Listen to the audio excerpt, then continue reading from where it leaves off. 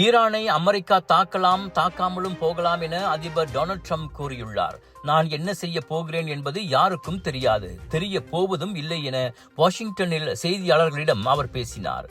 Israel Iran மோதலில் America மூக்கை நுழைக்க கூடாது, மீறினால் நினைத்து பார்க்க முடியாத அளவுக்கு அமெரிக்கா விளைவுகளை சந்திக்க வேண்டியிருக்கும் என ஈரானிய உச்ச தலைவர் அயத்தொல்லா அலி கொமைனி எச்சரிக்கை விடுத்த சில மணி நேரங்களில் ட்ரம்ப் அவ்வாறு கூறினார்.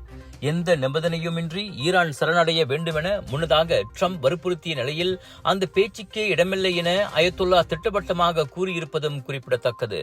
அயத்தொல்லா எங்கு ஒளிந்துள்ளார் என்பது அமெரிக்காவுக்கு தெரியும் என்றும் அவரை கொல்ல நீண்ட நேரம் பிடிக்காது என செவ்வாய்க்கிழமை ட்ரம்ப் எச்சரித்திருந்தார். ஆனால் இப்போதைக்கு அந்த அளவுக்கு செல்ல விரும்பவில்லை என்றார் அவர். இவ்வேளையில் 6வது நாளாக இஸ்ரேலிய நகரங்களை குறிவைத்து ஈரான் ஏவுகணை தாக்குதல்களை நடத்தியிருப்பதாக இஸ்ரேலிய தற்காப்பு அமைச்சு கூறியது. இரு தரப்பிலும் இதுவரை 300க்கும் அதிகமானோர் கொல்லப்பட்டுள்ளனர். விலையோ மலிவு, செலவோ குறைவு, தரமோ உயர்வு, மனமோ நிறைவு. மக்களின் தேர்வு என்ரிகோஸ் முழு ஆடை சத்துள்ள பால்மாவு.